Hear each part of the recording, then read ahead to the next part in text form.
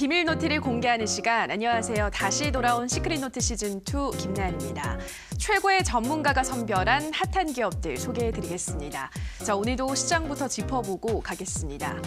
오늘 코스피 지수 강세로 출발했지만 상승폭 반납하면서 강보합권에서 마감이 됐습니다. 이번 주 미중 간 무역 협상을 앞두고 중국 지도부 사이에서는 이 대미 강경론이 힘을 받을 것이라는 우려가 제기되면서 매물이 출회됐다는 분석이고요. 업종별로도 등락이 엇갈렸는데 철강, 금속, 의료, 정밀, 전기가스 등의 업종은 상승했습니다. 특히 오늘은 조선주들의 강세가 두드러졌습니다. 현대중공업은 해양 플랜트 사업을 매각한다고 밝혔고 이외에도 글로벌 신규 발주량이 증가하면서 대우조선해양, 삼성중공업 등 관련주들이 오랜만에 큰 폭으로 상승했습니다. 또 시가총액 상위주들도 등락이 엇갈렸는데요. 특히나 삼성전자가 외국인의 매도세에 밀려서 52주 신저가를 쓰기도 했습니다. 한편 코스닥 시장은 외국인과 기관의 동반 순매도에 밀려서 769선에서 하락 마감했습니다. 개인이 홀로 순매수에 나섰지만 지수 하락을 막기는 역부족이었고요. 업종별로도 하락세가 짙은 가운데 인터넷과 방송 서비스, 비금속 등의 하락폭이 특히나 컸습니다. 또 반도체 업황 고점 논란이 제기되면서 솔브레인, BH 등 IT 부품 관련주들 일제히 떨어지면서 오늘 장 마무리됐습니다. 자, 오늘 시장 더욱더 자세한 이야기는 마에스트로 박민혁 전문가와 함께합니다. 전문가님 안녕하세요. 네, 안녕하세요. 네, 오늘 장 좀 어떻게 보셨을까요? 예, 뭐 이게 주말 지날 때마다 아마 많이들 생각하실 텐데 이번 주는 좀 나아지겠지. 그쵸. 근데 오늘 시작이 썩 그렇게 좋다고 느껴지지는 않습니다. 초반에 그나마 어느 정도 한 0.5% 뭐 이상 약간 좀 상승 출발을 하는 모습을 좀 보여줬었죠. 게다가 주말 사이에 있었던 지난주 후반에 있었던 나름의 어떤 긍정적인 이야기들, 이제 미국이 중국과 무역 갈등과 관련해서 이달 말에 협상을 재개하겠다는 의사를 밝혔습니다. 그래서 내일 모레 22일부터였나요? 22일부터 해서 다시 이제 중국하고 그동안 어떤 이 골이 깊어졌던 이 무역 갈등의 어떤 문제되었던 부분들을 조금이나마 이렇게 좀 협상을 나가면서 이제 합의점을 찾아가는 시도들을 할 거란 얘기입니다. 그동안 사실 6월부터 지금 6, 7, 8월 3개월 연속으로 국내 증시의 조정 요인으로 가장 크게 작용하고 있는 것이 바로 이 미국과 중국의 무역 갈등입니다. 뒤늦게 이제 터키나 이런 다른 부분들까지 튀어나오면서 이제 신흥국가의 어떤 환율 위기로까지 좀 번져나가고 있는데 처음에 그 시작점 자체가 이 미중 무역 전쟁이었기 때문에 이 무역 갈등이 이제 해결의 실마리를 찾아갈 수 있겠다라는 그런 기대감들. 게다가 11월에는 이 트럼프와 시진핑 이 둘 간의 이 정상회담 가능성도 일각에서 제시가 되고 있기 때문에 그런 것들 때문에라도 지금 시장은 조금씩 반등에 나서는 것이 적절하다라고 생각은 되는데요. 하지만 차트를 보시게 되면 여전히 그냥 재미가 없습니다. 이 개인 투자자분들이 많은 투자 비중을 차지하고 있는 코스닥 시장 같은 경우에도 여전히 지금 자리 바닥에서 찔끔 올라오긴 했지만 여전히 연저점 부근에서 제대로 정신을 차리지 못하고 있는 분위기이고요. 종합주가 지수도 마찬가지입니다. 대형주와 우량주를 중심으로 구성이 되어 있는 종합주가 지수, 이 거래소 지수 역시 마찬가지로 지금 연저점에서 그다지 크게 반등을 못하고 있죠. 미국이나 다른 선진국가들의 증시 대비해서 이제 못 가고 있는데 어쨌든 간에 뭐 선진국 증시든 우리나라 증시든 공통적으로 그런 조정이 시작된 이 6월 그때 공통적으로 좀 적용됐던 악재는 바로 앞서 말씀드린 미국과 중국 간의 무역 갈등입니다. 우리는 미국에도 그리고 중국에도 많은 물건들을 수출하고 있는 나라. 가장 우리나라한테 두 가지 중요한 무역 상대국이 바로 이 미국과 중국이기 때문에 둘이 싸우면 괜히 우리만 사이에서 이거 줘 터지는 거 아니냐. 이런 것들 때문에 우리나라 시장이 좀 낙폭이 컸지만 오히려 이런 것에 해결 기대감이 나타나기 시작한다면 더 빠른 반등이 나와야 되는데 지금 전혀 그러지를 못하고 있다. 그래서 이 환율 문제 사실 여러 개 있었습니다. 우리도 원달러 환율이 급등했던 지난 6, 7월 사이에는 환율이라는 것도 우리나라 증시에 걸림돌이 됐었던 모습이지만 지금 환율은 어떻게 됐습니까? 1,120원대에서 나름 하향 안정 국면을 가고 있습니다. 그래서 하나둘씩 이런 문제점이 해결이 나가고 있는데 마지막 관문, 즉 이런 분위기가 개선이 되고 이 증시에 큰 악재가 될 수 있었던 이 환율이라든가 무역 전쟁 이슈가 해결 국면을 찾아간다고 해도 이 결정적인 하나가 부족하면 반등이 안 나오는 겁니다. 그것은 바로 이 수급이죠. 이 시장의 어떤 분위기를 끌어가는 외국인과 기관의 매수세가 지금 거의 실종 상태가 지속이 되고 있기 때문에 좀 외국인뿐만 아니라 기관도 계속 팔고 있습니다. 뭐 환율 올라가면 외국인의 자금 이탈을 시장에서 많이 걱정을 하고요. 뭐 기관 리포트도 보면 외국인 매물 빠져나갈까 봐 걱정들을 많이 했지만 실제로 채권 시장으로 외국인의 자금이 유입되는 것을 보면 결국 한국을 팔고 떠나는 것은 건 아니거든요. 근데 주식 시장에 돈이 안 들어오고 있는데 결과론적으로는 뒤늦게 들어오는 그러니까 아직까지 나와야 되는 매수세 그리고 나와야 되는 반등이 나오지 않았다면 그거 영원히 없어지는 게 아니고요. 뒤늦게 더 강하게 들어옵니다. 그렇기 때문에 지금 단계에서 주식은 뭐 더 빠진다 하고 도망치면 뭐 절대로 안 되는 시기고 당연히 이제 그런 강한 반등이 나왔을 때 놓치지 않고 그 시장 흐름을 타고 올라갈 수 있는 종목을 미리 선별해 놓는 작업이 매우 중요하겠다. 이렇게 그 어느 때보다도요. 사실 이런 때 준비를 잘 해놔야 됩니다. 그냥 보기 싫어서 그냥 꼴도 보기 싫어 이게 제껴둘 것이 아니라 오히려 지금이 나중 큰 수익을 위한 준비 작업을 철저하게 해야 될 때다. 이렇게 생각을 하시면 좋을 것 같습니다. 네, 현재 무역 전쟁 환율이 안정화 국면에 접어들고 있기 때문에 이 마지막 관문인 수급만 개선이 된다면 우리 시장도 강하게 반등 나올 것이다 말씀하셨고요. 자, 그렇다면 오늘 시장은 어떠한 종목들이 급등을 했을지 검색기에 포착된 종목들 살펴보도록 하겠습니다. 자, 첫 번째 종목으로 린드먼 아시아 확인하겠습니다. 이 종목은 중소벤처기업에 대한 투자 금융을 제공하는 벤처 캐피탈 업체인데요. 오늘 장중 20% 넘게 급등했지만 이 상승폭을 일부 반납하면서 11%대에서 상승 마감했습니다. 정관 이 종목 어떤 이유로 급등했을까요? 예, 사실 지금 그 지난주부터 우리 뭐 뉴스 틀었다 하면 되게 비상이라고 하는 게 그 취업 문제 아닙니까? 그렇죠. 일자리가 뭐 그냥 단순하게 뭐 감소나 이런 정도가 아니라 정말 대란이라는 표현도 넘어서 정말 취업 이 일자리 취업난 감소, 거의 참사 수준의 어떤 분위기, 뉴스들이 계속해서 나오고 있습니다. 일자리가 감소하는 거, 기업한테 그냥 많이 뽑아라 얘기만 한다고 해서 단순하게 일자리가 늘어나는 것이 아니죠. 새로 이게 기업을 뭐 시작한다거나 예를 들면 아니면 이제 막 사업을 시작하려고 해도 막상 자금이 없어서 섣불리 사업을 시작하지 못하는 이제 그런 쪽한테 돈을 빌려주면서 지분 투자를 하고 그 투자한 지분만큼 나중에 더 높은 값어치로 회수하는 것이 바로 우리가 벤처 캐피탈, 그냥 그 쉬운 말로 창투사라고 하죠. 창업 투자라고 많이 좀 알고 계실 겁니다. 그 창투사인데 이 린드먼 아시아 같은 경우에도 아마 오늘 장중에 급등이 굉장히 강하게 나왔었습니다. 장중에 거의 상한가에 육박하는 28%까지 장중 급등이 나왔다가 절반 이상 반납하면서 결국 종가는 11% 상승으로만 좀 마무리가 됐었고요. 계속 지금 보시면 이 상장 첫날, 그러니까 올해 3월에 상장 첫날 올라간 거 말고는 이 종목은 도대체 언제 올라가나 싶을 만큼요. 딱 하루 빼고 뭐 올라간 적이 보이질 않습니다. 계속 18,000원 최고점 찍어놓고 주가는 5,000원 초반대까지 밀렸던 종목인데 지금 한 이틀 정도 연속으로 해서 나름의 어떤 의미 있는 상승 흐름을 조금씩 보여가고는 있지만 지금 바닥에서의 어떤 반등 아직까지는 떨어진 낙폭에 비해서 굉장히 미미한 수준입니다. 오늘 급등이 나온 이유 그리고 이 종목이 오전장의 조건 검색식에 포착이 된 이유는 아까 말씀드린 것처럼 일자리 관련해서 일자리 문제를 해결하고자 하는 어떤 정부의 추가적인 예산 집행이나 어떤 정책 관련한 어떤 추진 사항이 생겼을 때 바로 뭐 오늘 린드먼 아시아뿐만이 아니고요. 뭐 DSC 인베스트 같은 이런 다른 이 창업 투자, 벤처 캐피탈 회사들도 뭐 등락률의 차이는 있었습니다만은 많이 좀 올라갔어요. 적게 올라간 것은 뭐 한 3%대 정도에서 마무리가 돼버린 것도 있고 린드먼 같은 경우는 그래도 나름 상승폭이 강하게 나왔던 종목입니다. 그래서 이제 정부 정책 어떤 것들이든 뭐 테마든 간에 뭐든 간에 사실 정부의 어떤 예산이 투입이 되고 이 나라에서 어떤 특정 지금 일자리가 부족하다라는 문제에 대해서 중점적으로 좀 관리를 해야만 하는 그런 부득이한 상황이기 때문에 이쪽에 좀 수급이 몰리는 모습이 나오긴 했지만요. 사실 근데 일자리 관련주를 좀 장기 투자하기에는 약간 무리가 있습니다. 사실 예전부터 무슨 뭐 창투니 무슨 뭐 이런 뭐 학원 차리는 회사 이런 것들 취업 관련 일자리 창출 관련 정책을 기대했을 때 즉 실업률이 올라가면 올라갈수록 좀 주목받는 그런 일자리 관련주들이 확실히 옛날만큼 힘을 못 받습니다. 예전에는 못해도 한두 번 정도는 그래도 상한가를 가졌었는데 너무 달고 오래된 소재다 보니까 하루 정도 반짝 상승에 그쳐버린다. 이런 것들 좀 염두에 두셔서 그런 것들보다는 제가 말씀드린 것처럼 시장의 어떤 핵심적인 관심은 어디로 쏠리고 있으면서 차기 주도 업종. 사실 일자리 관련주가 시장에서 주도 업종이 되긴 어렵거든요. 주도 업종이 될 수 있는 쪽으로 찾아야겠다라는 그런 쪽으로 포커스를 맞춰야 되겠다고 말씀을 드리겠습니다.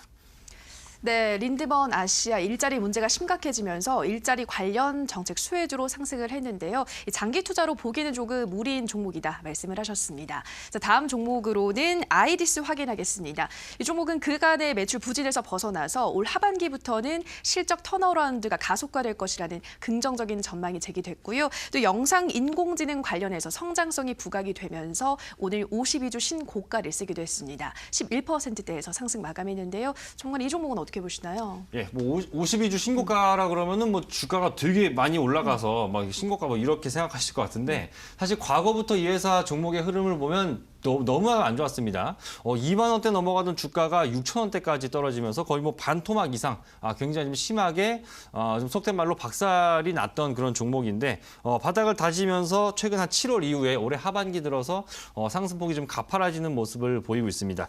아직까지 뭐 1분기 실적 그리고 2분기 실적까지 했을 때는 뭐 여전히 뭐 적자 정도 수준에서 아직 머물러 있기 때문에 실적 턴어라운드 즉 흑자 전환이라는 부분을 아직까지 명확하게 확인을 못했습니다만 그런 가능성이 부각이 되고 있다는 그 증권사 어떤 판단 하나만으로도 오늘 장중에 20% 이상 역시 장중 급등이 나오면서 이 상한가 검색기에 포착이 됐었죠. 종가는 11% 상승으로 좀 마무리가 됐는데 그러니까 원래 그 CCTV 그 영상하고 그런 이제 장비들 만드는 그 회사였는데요. 이제 새로 어떤 그 인공지능이라고 해야 될까요? 그런 부분까지 사업 영역을 넓혀가면서 그쪽에서의 실적 이 기여도가 높아질 거라는 기대를 많이 하고 있습니다. 특히 이제 하는 게 여러분들 혹시 요즘에 그 마트나 백화점 같은 데 가면 예전 같으면은 우리 주차요금 낼 때 그 해가지고 이렇게 정산해서 사람 하고 그랬는데 요즘 보면 무인 정산 그리고 내 자동차 번호판 자동으로 인식하고 이런 것들 아마 많이 보실 겁니다. 그거가 ANPR이라고 하는 그 기술인데 그쪽으로 지금 사업을 적극적으로 진행하면서 회사 그동안의 어떤 적자의 구조를 흑자로 바꾸는 가능성이 높아지고 있습니다. 차트 보시면요. 이거 2015년도에 2만 원이 넘었던 종목입니다. 근데 정말 한없이 정말 추세 없이 빠지기만 하다가 7월부터 극적으로 바닥에서 좀 돌아서기 시작을 하면서 7월 이후 한 2달이 안 되는 기간 동안에 주가가 거의 한 40% 이상 굉장히 빠른 반등이 나와주고 있습니다. 우리가 그 스마트 홈이라든가 아니면 뭐 스마트 팩토리 이런 것들도 어떻게 보면 정부 정책의 어떤 힘을 타고 좀 지원을 받으면서 매출이 늘어날 수 있는 이런 분위기 가진 것들이기 때문에 아직까지는 지금 그래도 이런 정책 얘기 나오면 그 북한과 남북 간의 어떤 이제 경제 협력이라든가 관계 개선이라든가 이쪽에 좀 정책이 초점이 맞춰져 있다고 판단이 되지만 이런 것보다 이제 뒤에 감춰져 있는 것들 한편에서는 지금 우리나라 뭐 경기 상황에 대해서 좀 안 좋은 얘기들도 되게 많이 나오고 있고요. 현 정권에 대한 어떤 불신론도 조금씩 나오고 있는 것 같습니다. 경기가 안 좋아졌기 때문에. 이 민간 소비 경기가요. 그래서 이쪽을 좀 부흥시키기 위한 정책이라든가 정부가 적극적으로 밀어붙이고 있는 뭐 4차 산업이 됐든 이런 쪽의 섹터 쪽에는 계속해서 관심이 필요하다고 말씀을 드리겠고요. 아직까지 뭐 이쪽도 근데 뭐 주도 업종까지 자리를 하기에는 규모나 이런 것들이 많이 올라오지는 않은 상태이기 때문에 이렇게 종목마다 그 섹터별로 뭐 스마트홈이 됐든 스마트 팩토리가 됐든 아니면 전기 수소차가 됐든 업종별로 섹터별로 대표적인 한두 종목 정도씩은 관심 종목에 넣어놓고 끊임없이 관찰을 하는 자세가 필요하겠다. 이런 것들도 참고 삼아 이야기를 드리고 싶습니다. 네, 인공지능 관련주로 부각된 아이디스 살펴봤고요. 마지막 종목으로는 프로스테믹스 확인하겠습니다. 이 갖은 악재들로 최근 부진했던 줄기세포 관련주들이 오늘 오랜만에 또 상승세가 나왔는데요. 프로스테믹스 역시 7%대 상승 마감했습니다. 정말 이 종목 좀 많이 떨어졌었잖아요. 최근 흐름은 좀 어떻게 보고 있으신가요? 사실 뭐 앞서 나온 두 종목에 비해서는 뭐 당일 수익을 챙겨갈 수 있었던 부분은 좀 크지는 않습니다. 앞서는 20% 넘게씩 좀 종목들이 올랐지만 오늘 프로스테믹스는 오늘 종가 7% 상승 으로 마감이 됐었고요. 뭐 장중에도 20% 이상까지 가는 그런 단기 급등까지는 나오지를 않았었는데 이 종목은 사실 제가 지지난주에도 한 차례 이제 방송에서 언급을 드렸었고 그 당시에도 역시 마찬가지로 이 검색기에 포착이 됐었기 때문에 제가 이 자리에서 말씀을 드렸습니다. 당시 차트 보시면 이때요. 8월 7일 화요일입니다. 8월 7일 화요일에 이 종목이 상한가를 갔습니다. 상한가를 간 이유는 중국에서 탈모 관련 제품들이 중국에서 불티나게 팔리고 있다는 소식이 전해지면서 아무래도 이제 뭐 탈모 얘기 뭐 잠깐 하고 했지만은 실질적으로 어떤 단순한 기대감이 아니라 이제 이 회사는 주력으로 팔고 있는 제품들 앞으로 준비하는 거 뭐 뒤로 무궁무진하게 남아 있지만 지금 현재까지 나오고 있는 어떤 제품이 눈에 보이는 매출을 실제로 내고 있고 그것이 실적에 기여를 하고 있다는 것 때문에 계속 하락하다가 상한가를 한번 갔어요. 주가도 사실 안 좋았습니다. 이게 4월 초까지만 해도 15,000원을 넘어갔던 종목이 불과 지난달 말에는 한참 주가 맨 밑바닥까지 떨어졌을 때 주가는 5,450원까지 이것도 역시 마찬가지로 주가가 3분의 1 토막이 났던 종목인데 이번 달 들어오면서 고개를 좀 또 들어 올리고 있고요. 그리고 제가 단기 급등주를 여러분들한테 따라 사라는 말씀은 절대 드리진 않고 항상 무슨 말씀을 드리냐면 이 장대 음봉이 발생됐을 때 이 장대 양봉이 발생이 됐을 때 급등한 양봉의 약 절반 정도를 되돌린 이후에 다시 올라가는 경향이 있습니다. 그렇기 때문에 상한가에서 무리하게 따라갈 필요 전혀 없이 그냥 반 정도 떨어질 때까지 기다리면 이렇게 편안하게 다시 잡아서 얻어갈 수 있는 수익이 있는데 그런 이제 제가 개인적으로 설명을 드린 기법뿐만이 아니라 오늘 이제 검색식에도 다시 한번 포착이 되면서 첫 상한가, 즉 8월 7일에 있었던 첫 상한가에 이어서 두 번째로 진행이 되고 있는 지금의 2차 상승 파동도 좀 무리 없이 잡을 수 있는 종목이었다. 이렇게 말씀을 드리고 싶고요. 지금 프로스테믹스는 어쨌든 이 제약바이오 관련 종목입니다. 계속해서 이 제약바이오는 연초까지는 시장에서 확실한 주인공 노릇을 하다가 남북경협주의 자리를 내주면서부터는 정신을 못 차리고 반등하려고 그러면 떨어지고 올라가려고 그러면 밀리고 이런 모습이 계속 반복이 됐었는데 제가 7월 말에도 한 차례 말씀을 드렸고 실제로 우리 시청자분들한테 수익 낼 수 있었던 종목도 제가 하나 좀 말씀을 드렸었죠. 7월 말 8월로 넘어오면서부터는 이 제약바이오 쪽에서 다시 한번 변화 조짐 분명히 있고요. 전 종목이 쉬지 않고 빠짐없이 다 올라가는 것은 아니지만 몇몇 종목들 대표적인 종목들을 중심으로 해서 분명 반등은 제대로 진행이 되고 있습니다. 그렇기 때문에 이 프로스테믹스가 오늘 검색식에 나왔기 때문에 제가 설명을 드리고 있지만 그리고 제가 뭐 7월 말에 뭐 HLB 제가 이야기를 드렸었죠.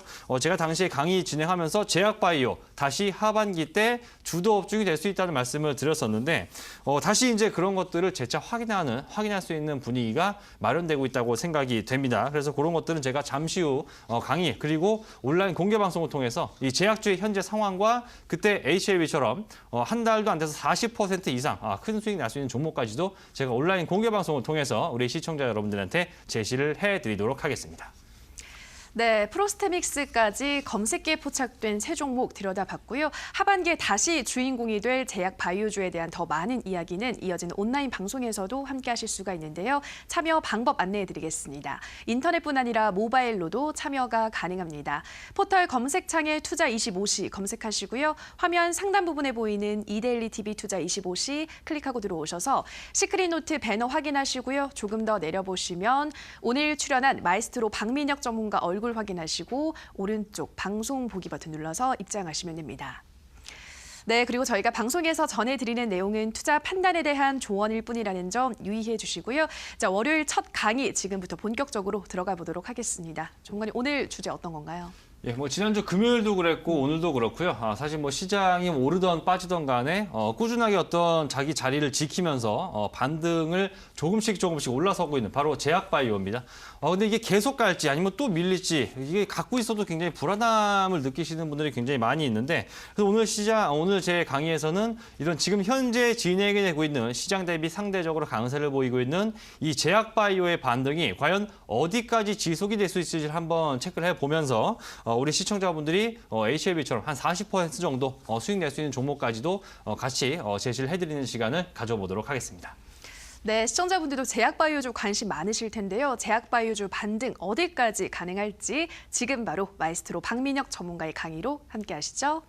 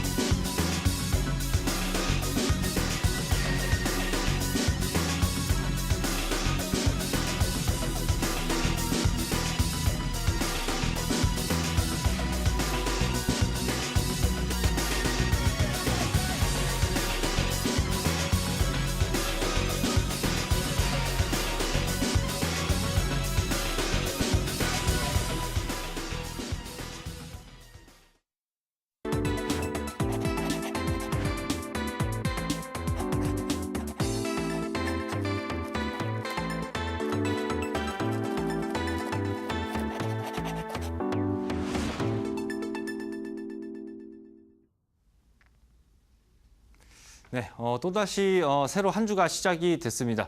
그러고 보니까 항상 제가 이 방송을 월, 화 이렇게 이틀 나오다 보니까 항상 한 주의 시작을 제가 그러니까 첫 거래일이죠. 한 주의 첫 거래일인 월요일이 끝나고 나면 항상 또 제 방송부터 시작을 하게 되는 것 같은데 최근에 제 기억에도 가만 생각해 봤을 때 오늘 장이 괜찮았네요라고 말을 할 수 있었던 적이 거의 없었던 것 같아요. 오늘도 마찬가지였죠.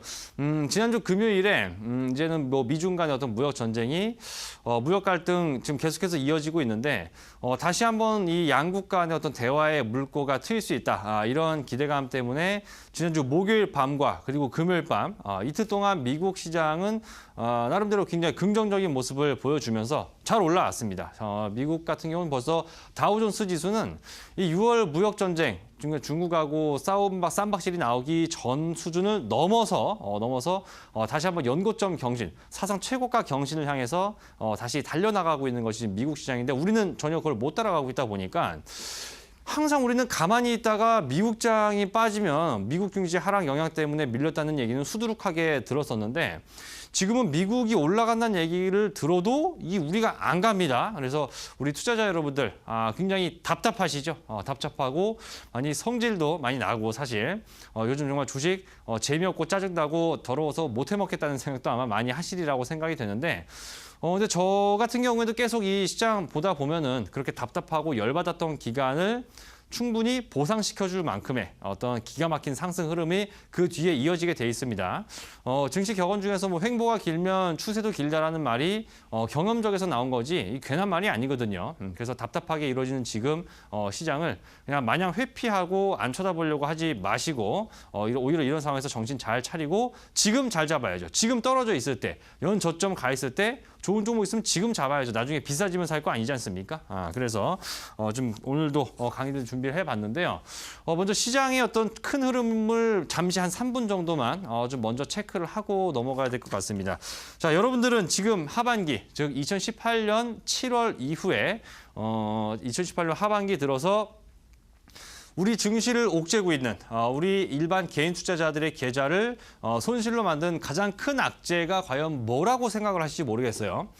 악재하면 사실 여러 개가 있었습니다. 6월부터 시작해서는 뭐 미국 FOMC의 기준금리 인상 결정이 있었죠. 그러면서 우리나라보다 즉 안전하지도 않은 우리보다 더 안전한 달러가 이자를 더 많이 챙겨준다는 이런 역설적인 상황이 생겨버리면서 이런 외국인 자금 이탈에 대한 우려가 처음 튀어나왔었고요. 그 이후에 이제 금리에 이어서 그 다음으로는 환율 문제가 또 불거졌죠. 원달러 환율 급등하면서 외국인 도망간다. 이런 얘기 나왔었고.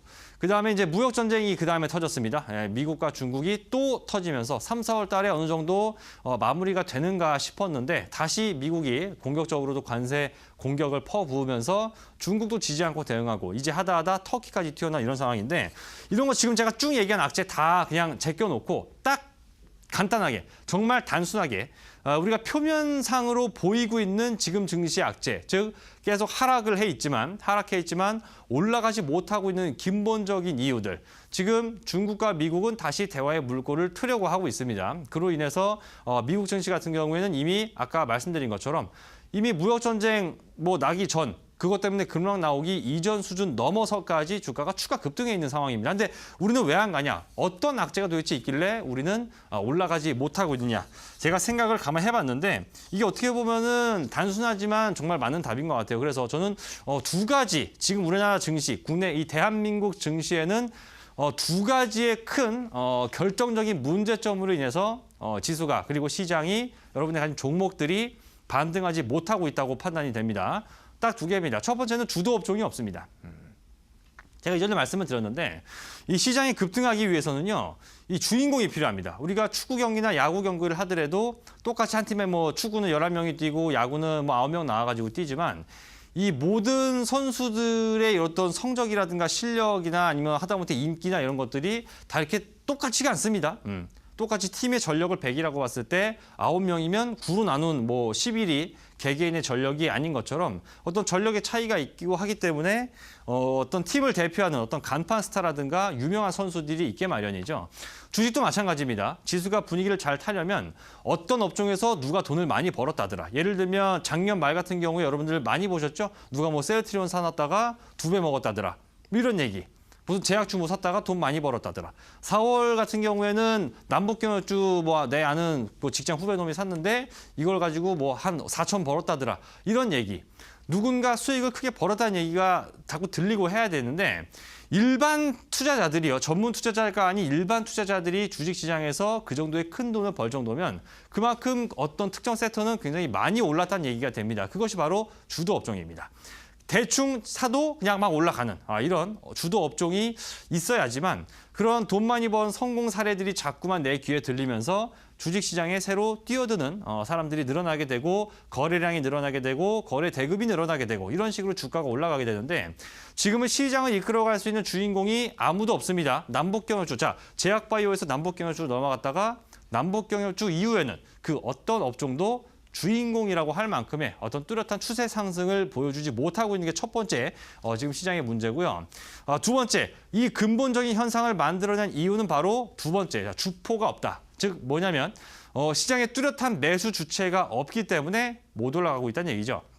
일반적으로 외국인이나 기관이 보통 그런 역할을 많이 해주게 되는데 그동안 사실 6월 이후로 그래 6, 7월에는 그럴 수 있다 쳐요. 6월이나 7월 같은 경우에는 뭐 자고 일어나면 미국장 빠져 있고 뭐 자고 일어나면 뭐 트럼프가 트위터에다가 이상한 글 남겨가지고 중국 니들 가만 안 놔둬 뭐 이런 거 하고 있으니까 그냥 눈만 자고 일어나면 악재입니다. 그러니까 그 당시에는 외국인과 기관 입장에서도 어떤 리스크 관리 차원에서 가지고 뭐 매수를 못하는 거는 뭐 당연하고요. 기존에 가지고 있던 물량들에 대해서도 좀 리스크 관리 차원에서 좀 빼는 이런 모습을 볼 수밖에 없었죠. 근데 8월 특히 지난주 후반 같은 경우에는 이제는 약간 좀 그러면 안 된다는 거죠. 왜냐하면 이 얘기가 지금 나온 것이 아까 제가 말씀드렸지만 다시 한번 협상을 시작한다라는 이 무역 전쟁이라는 무역 갈등, 미국과 중국 간의 이 무역 갈등이 이제 다시 대화가 시작된다. 뭐 만나서 멱살 잡으려고 대화하자는 얘기 아니죠. 더 서로 자기 득보겠다고 협상하자는 거 아니죠. 협상이라는 거는 내가 한 발짝 물러갈 테니까 너네들도 요것만 좀 해라. 이런 식으로 서로 합의점을 찾아가는 과정이기 때문에 서로 다시 대화의 의지가 있다는 것 자체가 어느 정도는 해결의 실마리가 된다. 즉 그런 기대감 때문에 다시 주가는 어떻게 됩니까? 막상 아직 해결은 되지 않았지만 그 기대감 때문에 올라가는 것이 맞고 그래서 미국 증시가 올라간 겁니다. 하지만 우리는 어떻습니까? 지금 외국인과 기관이 연일 팔아제끼고 있는데 자 여기서 화면 한번 잠깐 볼게요. 우리 그 개인 투자자분들이 지금 많은 비중에 들어가 있는 바로 코스닥 시장인데 지금 보이면 숫자는 작아서 잘 안 보이시겠지만 사실 뭐 숫자가 중요한 것도 아닙니다. 색깔만 보세요. 저기 빨간색으로 체크가 되어 있는 것이 바로 이 코스닥 시장에서 이 외국인과 그리고 기관의 수급 현황입니다. 보시게 되면 이게 지금 7월 한 중순 이후부터 7월 중순 이후부터 약 한 달 이상의 코스닥 시장에서의 수급이 지금 표시가 되어 있는데 보면 외국인도 그렇고요. 기관도 그렇고요. 뭐 산 날이 지금 한 손 정도로 꼽을 만큼 돼요. 지금 외국인이 얼핏 보면 한 6거래일, 5거래일 정도 되고 뭐 기관도 거의 그 정도. 그래서 지금 20거래일이 훨씬 넘는 기간에서 외국인이나 기관이 담은 날, 특히 8월 들어서 시장이 이미 연저점을 깨버리고 밑바닥까지 떨어진 상태에서 저가 매수가 들어올 법도 하지만 오히려 이런 상황에서 외국인과 기관이 더 팔고 있다 보니까 어느 주포가 부재하다 이런 상황이 계속 이어지고 있는 것이죠. 외국인과 기관이 이렇게 꾸준히 판다는 얘기는 자기들이 가지고 있는 시장의 대부분, 이 보편적인 이 대부분의 업종, 무슨 IT, 제약바이오, 무슨 이 철강, 조선 이런 식으로 이런데 대부분의 업종들을 골고루 다 팔 확률이 높다라는 얘기가 되는데 근데 여기서 한 가지만 한번 생각을 해보자 이겁니다. 한 가지만 자 다음 생각을 해보면 만약 이런 게 있다면요. 외국인이 전체 시장 그러니까 코스닥 거래소만 놓고 보면 많이 팔았다고 하는데 혹시라도 산 거 없을까? 이런 거죠. 외국인이 순매도를 계속 이어가면서 시장이 떨어졌는데 알고 봤더니 외국인이 다른 건 다 팔았지만 요건 샀더라. 이런 것이 있다면 즉 어떻게 됩니까? 지수가 하락하면서 주가가 빠지는 그 과정에 외국인이나 기관이 담았다는 얘기는 떨어질수록 어떻게 됩니까? 그 물량을 매집했다는 얘기죠. 모아놨다는 얘기입니다. 나중에 더 큰 수익을 내기 위해서 주가가 빠지고 있음에도 불구하고 계속해서 외국인 혹은 기관 같은 이런 주포들이 담는 게 있다면 이런 것은 시장이 안정화됐을 때 가장 먼저 치고 나갈 가능성이 높다는 얘기가 됩니다. 이건 제가 사실 여러분들 뭐 이렇게 물어봤어요. 물음표를 던지면서 지금 시장에서 혹시 팔고 있으면, 그러니까 외국이나 기관이 매도 위주로 대응을 하고 있지만 그 와중에서 꾸준하게 혹시 매수 해동 아니면 심지어 다 팔았지만 얘는 안 팔고 그대로 버티고 있다는 이런 것이 있다면 시장이 반등할 때 그런 것들부터 가장 먼저 치고 나갈 확률이 높다라는 얘기입니다. 근데 지금 이 얘기는요. 이 방송을 꾸준하게 보신 분들 같은 경우는 알겠지만 제가 사실 오늘 처음 드린 얘기가 아니죠. 자, 이 얘기가 처음 드린 게 아니고 7월 31일 날. 네, 7월 30일 처음 드린 얘기 아닙니다. 이 방송하면 제가 7월 31일 이제 얼마나 한 3주 됐네요. 네. 7월 31일에 제가 이 같은 방송, 이 이데일리 방송국에 제가 시크릿 노트 방송 똑같은 방송에 나와서 올해 3주 전 7월 31일에 제가 얘기 드렸던 겁니다. 자, 이게 제가 뭐라고 써놨습니까? 제약주가 상승 다이버전스가 발생이 됐다는 말씀을 드렸습니다. 상승 다이버전스.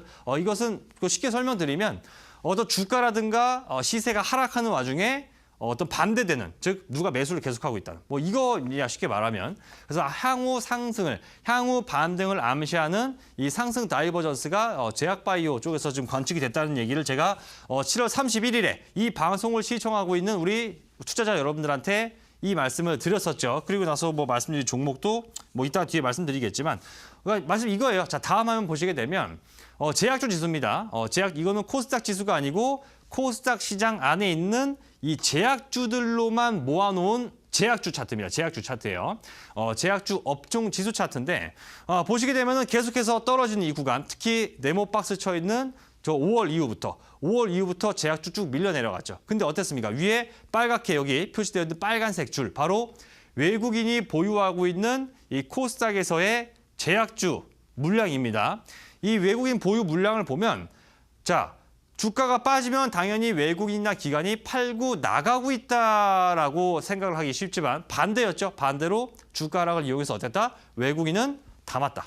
그리고 어떻습니까? 지금 8월, 지금은 적극적으로 담고 있지는 않지만 적어도 저 당시에 매수한 물량을 아직 안 팔았다는 얘기예요. 아직도 갖고 있다는 얘기입니다. 그런데 이런 상황에서 지금요, 아직까지 뭐 외국인 혹은 기관이 시장에서 적극적으로 담는 모습은 안 나오고 있지만 이 무역전쟁이라고 하는 부분이 합의 가능성이 불거지면서 시장 정상화 가능성이 높아지고 있죠. 이렇게 된다면 당연히 이 상승 다이버전스가 미리 확인이 됐고 이 박살나고 있는 시장에서도 외국인이 결코 팔지 않았던 이 제약주가 반등할 가능성이 매우 높다는 얘기를 제가 오늘 처음 드리는 얘기가 아니라 바로 올해 2018년 7월 31일에 제가 이 방송에 나와서 말씀을 드렸다는 겁니다. 자, 한 가지만 생각을 해보자. 한 가지만. 그렇다면 궁금한 게 있습니다. 아니, 다른 거 다 파는데 그럼 외국인이 왜 안 팔까요?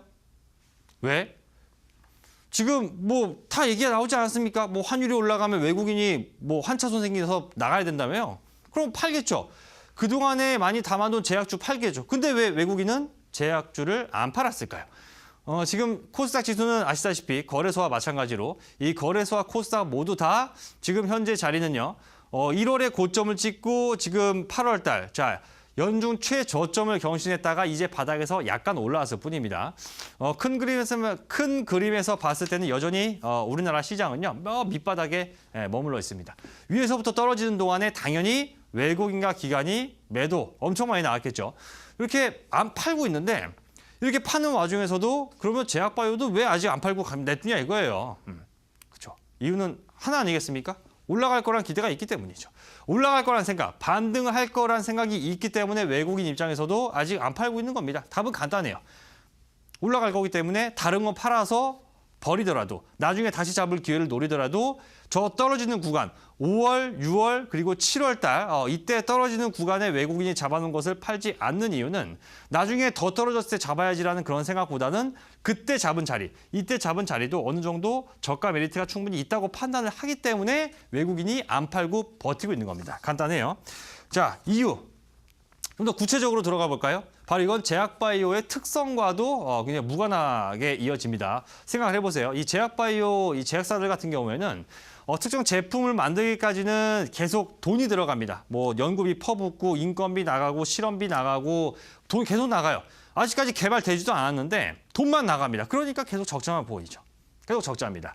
근데 만약에 그러다가 그런 임상에 성공을 하면서 이 약품의 출시 가능성, 그리고 출시된 약품이 뭐 몇 조의 어떤 시장 규모를 가지고 있는 종목이다. 이런 것들이 알려지게 되면 그동안의 비용을 다 메꿀 만큼의 매출을 향후에 얻어갈 수가 있는 거죠.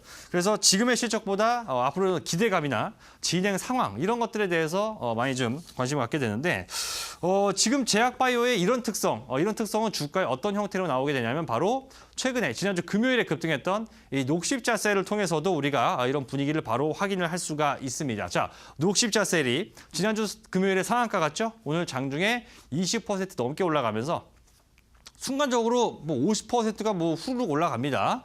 자, 이 녹십자셀이 이번에 올라갈 수 있었던 배경은 바로 여기 제가 빨간색으로 박스를 쳐놨는데 이 미국 식약처에서 미국 식품의약국 정확히는 미국 식품의약국 FDA에서 저 이뮨셀 LC라는 제품이 희귀의약품으로 지정이 되었다. 희귀의약품이 승인을 받았다라는 소식이 전해지면서 상한가를 간 겁니다.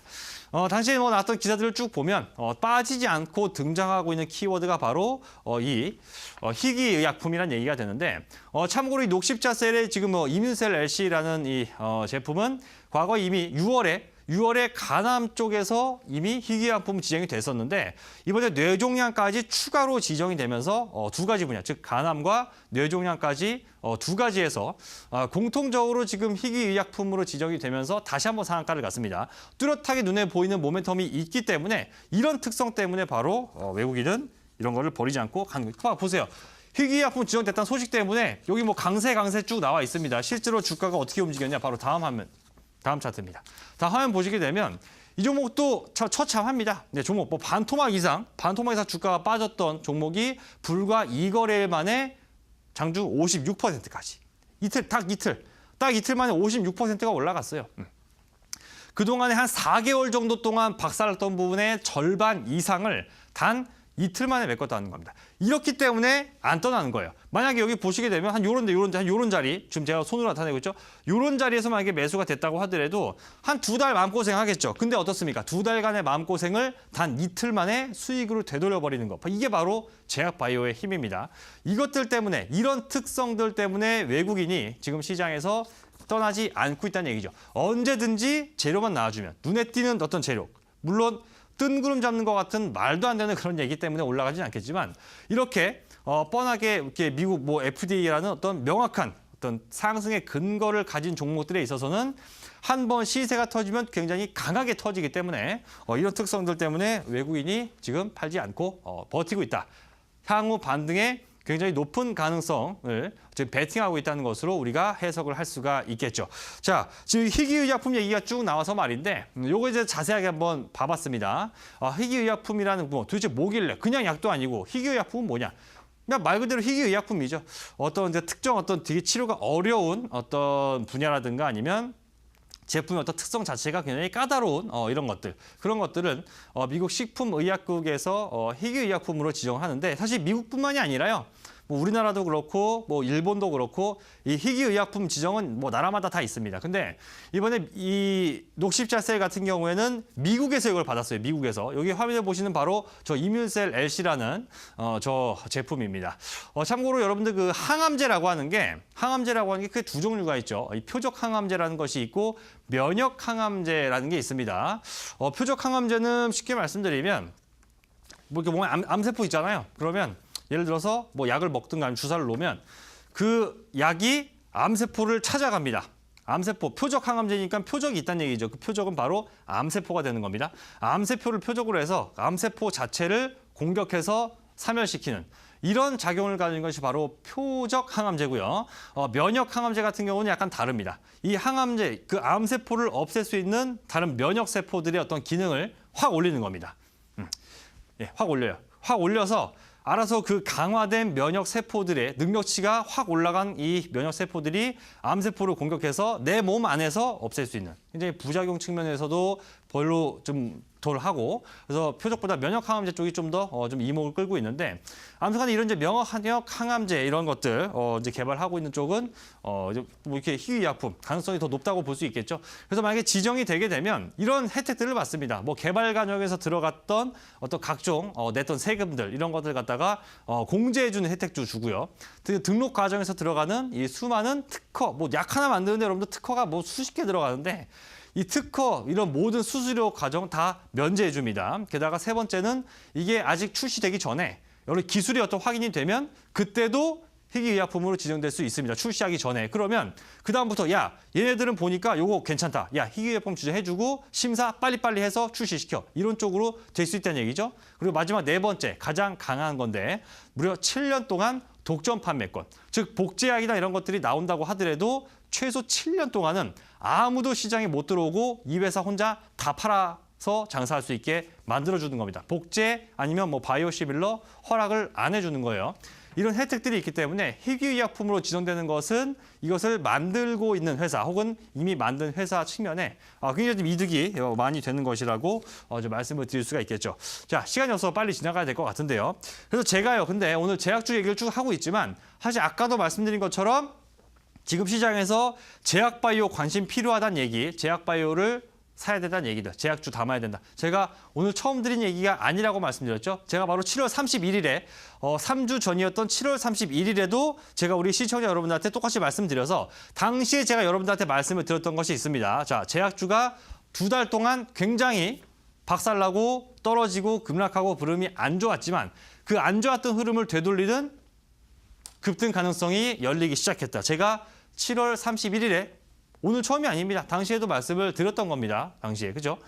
당시에 그리고 2달 만에 이런 반등 가능성이 높아진 시점에서 올해 흑자 전환 가능성, 그리고 이런 수급, 당시 제가 말씀을 드렸던 것은 이 외국인과 기관의 어떤 수급 개선, 이런 부분이었죠. 그래서 흑자 전환 가능성과 수급 개선이라는 두 가지의 재료를 가지고 급등할 수 있는 종목들. 이거 제가 그때 당시에 7월 31일에 제가 우리 시청자 여러분들한테 방송 끝나고 나서 진행될 시간이 없어가지고요.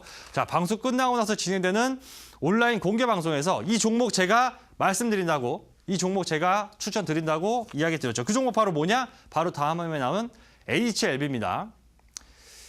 HLB. 7월 31일이니까 딱 저 때고요. 만약에 우리 시청자 여러분들이 그때 제가 제약주를 사야 된다는 얘기를 듣고 흑자 전환 가능성과 수급 개선 기대감, 이 두 종목, 두 가지 재료를 갖춘 종목을 매수해야 된다는 말을 듣고 만약에 제 온라인 공개 방송에 들어와서 이 HLB라는 종목을 그 다음날 아침에 만약에 매수를 했다면요. 여러분은 지금 현재까지 약 44%의 수익을 20일, 그러니까 20거래일이 아니고요. 8월 1일부터 오늘 8월 20일이니까 20일 동안 44%의 수익을 얻으셨을 수가 있다는 얘기죠. 얻을 수 있었던 겁니다. 당시에. 제가 이거 말씀을 드렸던 건데 계속 흐름 좋습니다. 뭐 중간에 어떤 큰 눌림이나 급락 없이 시장이 다시 8월에 연저점을 찍는 과정에서도 HLB는 쉬지 않고 안정적인 우상향을 계속 보여주고 있다는 것이죠. 자, 그래서 그때 제가 제약주 말씀드리고 한동안 얘기 안 드렸었는데 오늘 다시 한번 제가 오늘 제약바이오를 이 자리에서 언급을 드리고 있고요. 왜냐하면 다시 한번 녹십자 셀로 인해서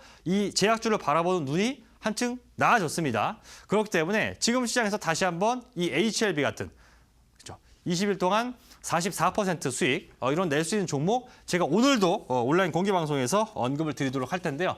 이 종목 같은 경우에 대략 말씀을 드리면 제가 오늘 온라인 공개 방송에서 잠시 뒤에 말씀드린 종목 같은 경우에는 마찬가지입니다. 이 녹십자셀과 정말 묘하게도 정말 공통점이 많습니다.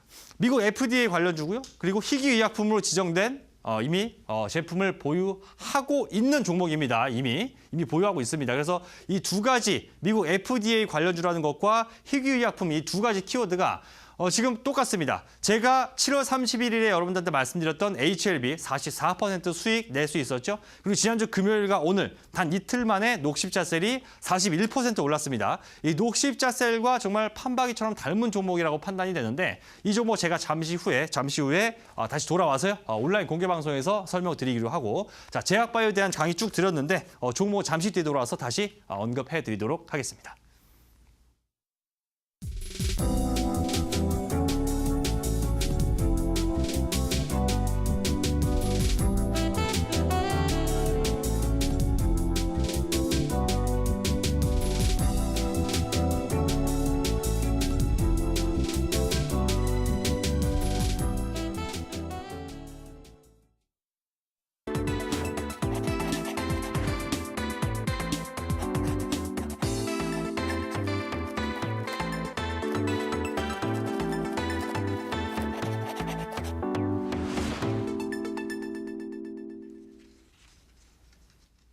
네, 오늘은 마에스트로 전문가님의 제약주에 대한 강의 함께 하셨습니다. 이어진 온라인 방송에서는 HLB 후속주 공개한다고 하시는데요. 정말 저도 기대가 되는데 어떤 종목일까요? 안내 다시 한번 해주실까요? 네, 오늘 처음 이 방송 보신 분이라면 안타깝게 제가 7월 31일에 말씀드렸던 HLB를 못 놓치셨겠지만 당시에 TV 방송을 보고 또 제가 이제 말씀드린 종목까지 매수하시는 분들은 아마 오늘 제가 제약바이오 강의하는 걸 보면서 기대가 굉장히 크실 거라고 생각이 됩니다. 이미 HLB로 한번 검증을 해드렸기 때문에 당연히 후속주에 대한 기대감도 높으실 거라고 생각이 되는데 당시 그러니까 재료만 놓고 본다면 HLB보다 좀 더 강합니다. 왜냐하면 이 미국 FDA라는 어떤 재료 그리고 희귀의약품이라고 하는 이 두 가지 재료를 동시에 갖추고 있는데 실제로 이 두 가지 모멘텀을 통해서 녹십자 셀이 어땠습니까? 녹십자 셀이 지난주 금요일과 오늘까지 이 거래일 동안 한 40% 넘게 반등을 이미 급등 나왔기 때문에 그것과 유사한 형태의